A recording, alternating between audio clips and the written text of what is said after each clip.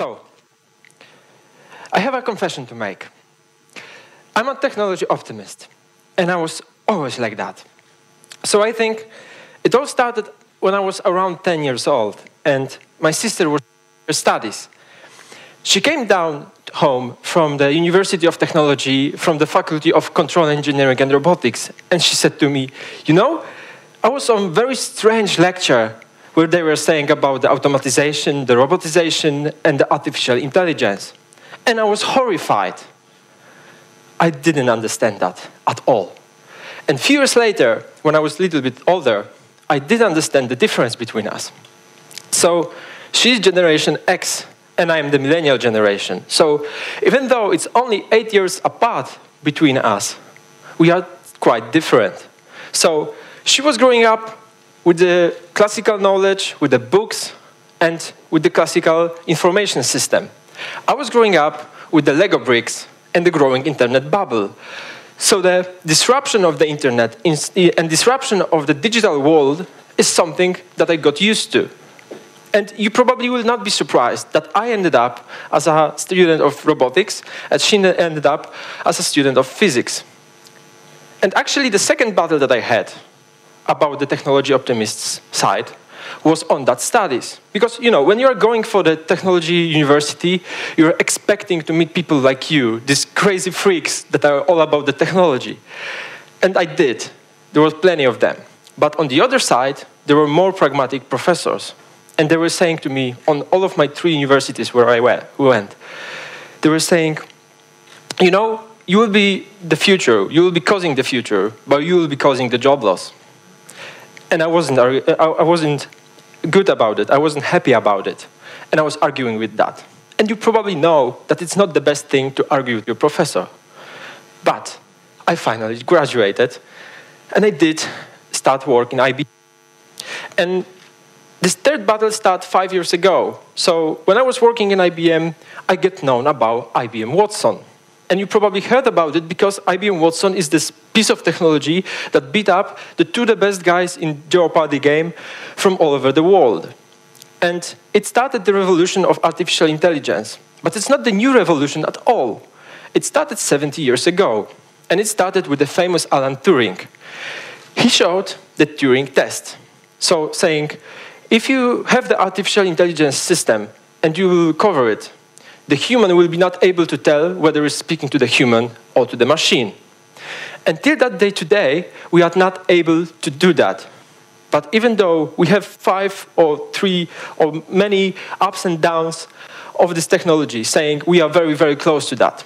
And when I was starting to work with the Watson, with this narrow artificial intelligence, so the artificial intelligence system that is specific to some tasks and can act as a human in specific tasks, I was thinking, whether it's real this time. So I found the Gartner hype curve. And this is the report that is done yearly and shows the state of technology. And in 2007, this technology was showing the things that we already have, like the OLED TVs. And at least or everything from that Gartner hype curve from 2007 is now implemented. In 2012, so 5 years ago, there was first glance of artificial intelligence, so the language question answering. And there are other things like crowdsourcing, big data, or NFC, which are implemented now.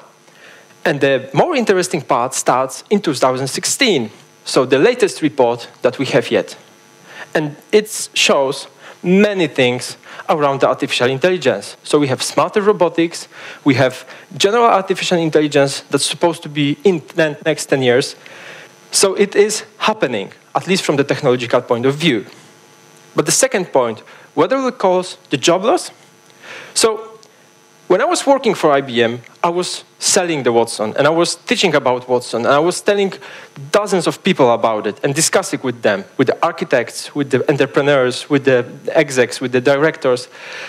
And they were all happy about it. They were all saying, yes, this is the future, we want to do it, we really, really want to be in the part of this wave that starts that.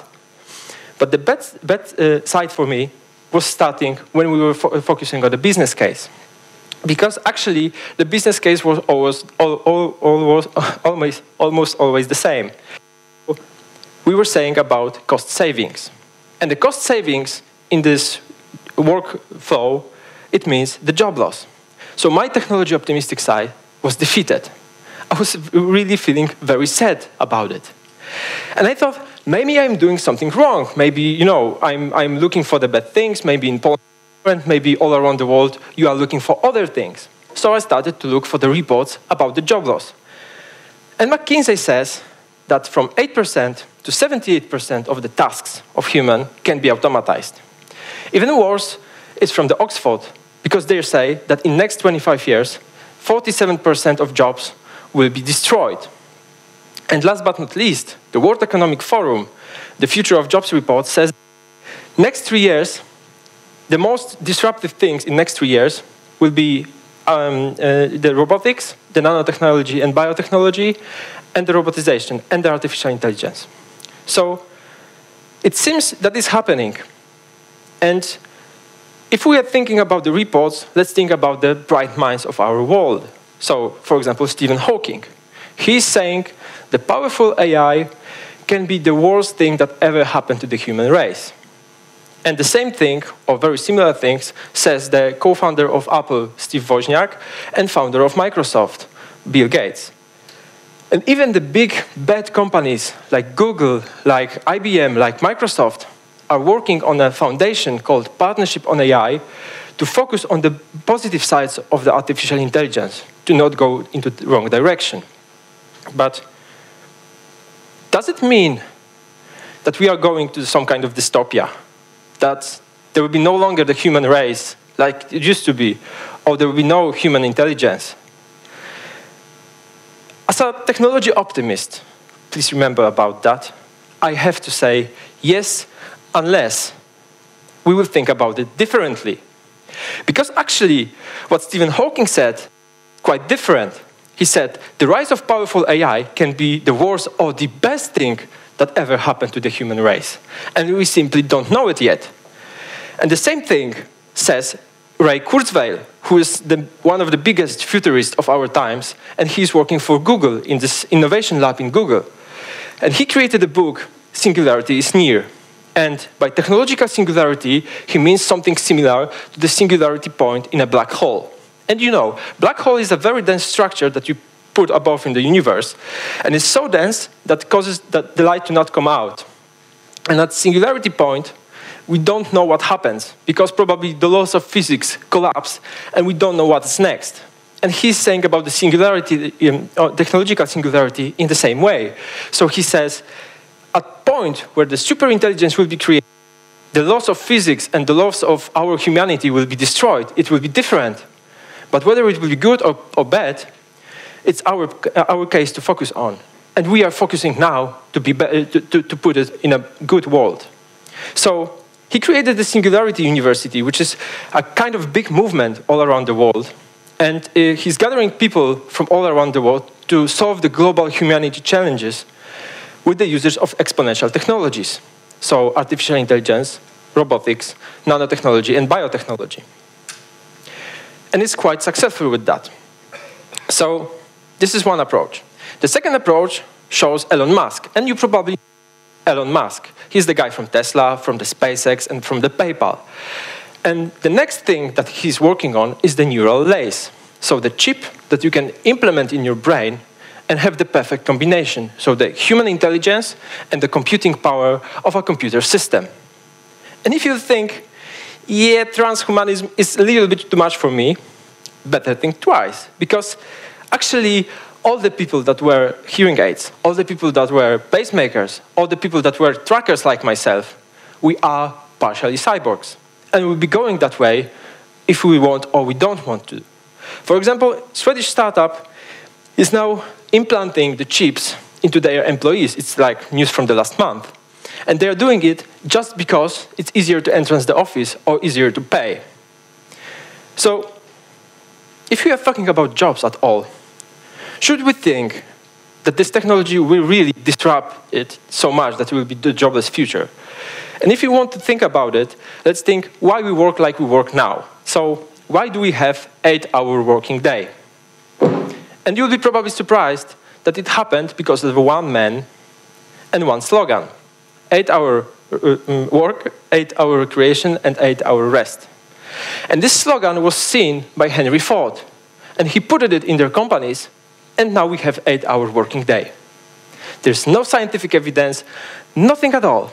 And actually, if you look on the scientific evidence of that, it's quite different. There are many people writing about it. One of them is Tony Schwartz. And in his book, he says about managing your energy and not your time.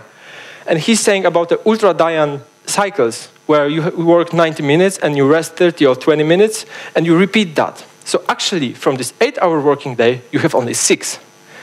And I don't believe that it will change without the rise of the powerful AI and the technology. We cannot change that simply because saying of that. And maybe I'm saying that because I'm a millennial. And you know what they say about millennial. We are entitled, we are lazy, we are not listening to our bosses, and we are hard to manage. But what they do say about us, which is positive, is that we are looking for a purpose. And this purpose is what drives us. We are looking for this why in our companies. So my story started with this why. And I, millennial, was looking for a purpose. And I had a great manager when I started in IBM. And she showed me something called Gallup Strengths Finder, which is a report that you are doing based on your questions. And it shows you the 5 top strengths that you should focus 80% of your time. And based on that, my top 3 strengths were activator, arranger, and achiever. And you know, when you're looking for a consultant, you are not looking for an arranger or achiever or activator. You're looking for an achiever. And I was like that. I was achiever at that time. But myself was focusing on these top 3 strengths. So, you know, I found Watson. And then I was able to arrange, activate, and achieve. But my positive side, my technology optimistic side, was very sad about it. So that's why I changed this second time. And now, the place where I am, so Medicover, is a perfect place to be. It's a perfect place for my passion, because as a co-leader of the lab, there is no better place for the technology optimistic guy like myself, which is focusing on achieving, arranging, and activating. So, do I think that we all can be like that? Yes. And if you look on the Gallup report from this year about the work and engagement, it's horrifying, because only 30% to 35% of people is engaged at their work. And it not depend whether they are millennials, the X generation or Y generation, we all not engage at their work. So, can we change that? I believe yes. And I believe that the usage of the powerful technology can support us in that.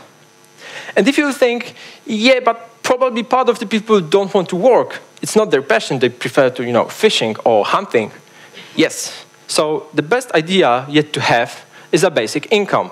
So the idea of basic income is really simple. You are living in a country, you are getting paid for living in that country. Simple as that. And yes, Switzerland rejected it lately, but the Finland, the South Africa, and the Canada is running the programs around it. And I believe it will be happening more and more. Why? Because with that, so with the basic income, with the change in the mindset of the young population, with the millennials and the Y generation, and with the powerful technology, we can change the American dream. This old, not working for 40 years American dream of owning a car, owning an apartment, and a great paid job.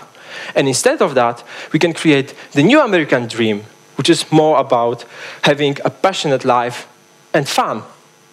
So, whether I think we should fear, I think it's an opportunity for better work instead of a fear.